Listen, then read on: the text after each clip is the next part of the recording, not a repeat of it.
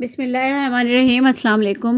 आज हम अपने किचन में जो चीज़ बना रहे हैं मर्द और ख़वातीन के लिए ताकत का ख़जाना है। तो इसके मैं बेनिफिट्स आपको बताती हूँ, ख़ुसूसन ख़वातीन को, लेकिन अगर इसको मर्द भी इस्तेमाल करेंगे तो बहुत फ़ायदे में रहेंगे। फूल मखाने की खीर। तो जो मखाने हैं उनको हम ड्राई रोस्ट करेंगे, इतने में ये रोस्ट होते हैं। मैं आपको इसके बेनिफिट्स बताती हूँ। सबसे पहले तो ख़वातीन का पसंदीदा, ये वज़न को कम करता है। इसके बाद जिनके बीपी हाई होते हैं उसको भी कंट्रोल करता है, और जिनके दिल के मसाइल होते हैं तो फूल मखाने की खीर के इस्तेमाल से आप हेल्दी रहते हैं।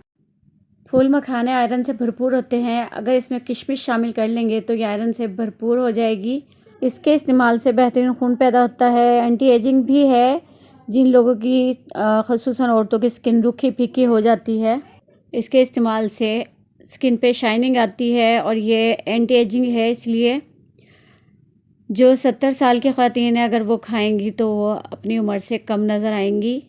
मैदे की तेज़ाबियत को भी दूर करता है, हड्डियों और दांतों को मजबूत करता है। तो यहाँ हमने मखानों को ड्राई रोस्ट करना है सिर्फ 3 से 4 मिनट के लिए। इसके बाद ये फूलना शुरू हो जाएंगे, और अब हम इसको बारीक पीस लेंगे। अगर आप चाहते हैं कि बारीक ना पीसें तो इसको मोटा मोटा किसी चीज़ से कूट लें। इसके बाद हम इसमें शामिल करेंगे ड्राई फ्रूट। इसमें शामिल करेंगे जिसमें हमने लिए हैं 50 ग्राम पिस्ते, 50 ग्राम बादाम, 50 ग्राम चारों मगज़, 50 ग्राम हमने लिए हैं नारियल की गिरी, और 50 ग्राम किशमिश। किशमिश को हमने इसमें से हाफ़ कर लिया है। अब ये सारी चीज़ें हमने नारियल के अलावा सारे इसी जार में पीस लेंगे जिसमें हमने मखानों को बारीक किया था। इसको हम बारीक करके और इसमें ही हम निकाल लेंगे मखानों के साथ। और इसके बाद हम जो नारियल होगा उसको हम हावन दस्ते में या तो मोटा मोटा कूट लेंगे या छुरी से बारीक काट लेंगे, जैसे आपकी मर्ज़ी। और किशमिश को भी हम बारीक हाथ से ही काट लेंगे, क्योंकि मैंने किशमिश ली है बड़े साइज़ की। इसको अब हम मिक्स करेंगे और एक जार में बंद करके रख लेंगे। तो आप इसको लाजमी ट्राई कीजिएगा। ये रेसिपी बहुत अच्छी है, ख़ुसूसन जिन ख़वातीन को लेकोरिया होता है तो उनके लिए बहुत फ़ायदेमंद है।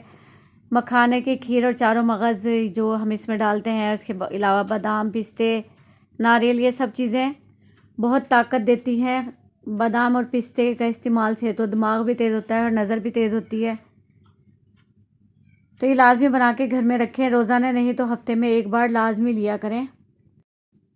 प्रेग्नेंट ख़वातीन या जो दूध पिलाती हैं माएँ, उनके लिए तो ये बहुत ज़रूरी है, क्योंकि इसमें कैल्शियम की भरपूर मिकदार है। तो दूध पिलाने से कैल्शियम ख़त्म हो जाती है, पट्ठों का दर्द होता है, हड्डियों में दर्द होता है, तो उनके लिए ये बहुत ज़्यादा फ़ायदेमंद है। इसके इतने फ़वाइद हैं कि मैं अगर आपको बताने बैठूँगी तो बस बताते ही रहेंगे।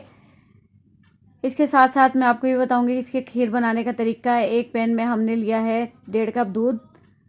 अब इसके अंदर हम डालेंगे 2 से 3 चम्मच मखानों का पाउडर, और जो हमने पिस्ते, बादाम और 4 मगज़ जो लिए थे उसका, ये इसको हम पकाएंगे इतना कि ये एक अच्छी सी गाढ़ी सी खीर का इसकी शक्ल बन जाए। उसके बाद हम इसको निकाल लेंगे।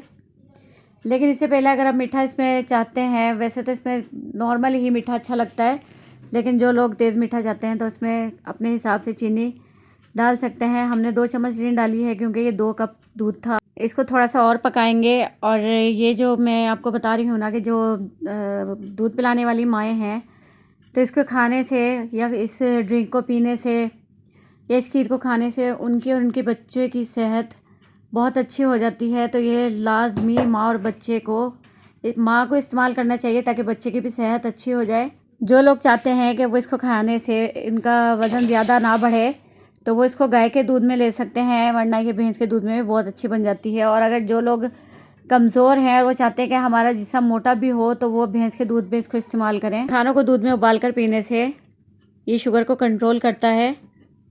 हड्डियों का दर्द, जोड़ों का दर्द, जिस्म की थकन और जिस्मानी कमज़ोरी और नज़र की कमज़ोरी को ये जड़ से ख़त्म कर देता है। इसके चंद दिन के इस्तेमाल से आप देखेंगे आप दोबारा से जवान हो जाएंगे। तो इसकी खीर को बनाकर लाजमी ट्राई कीजिएगा।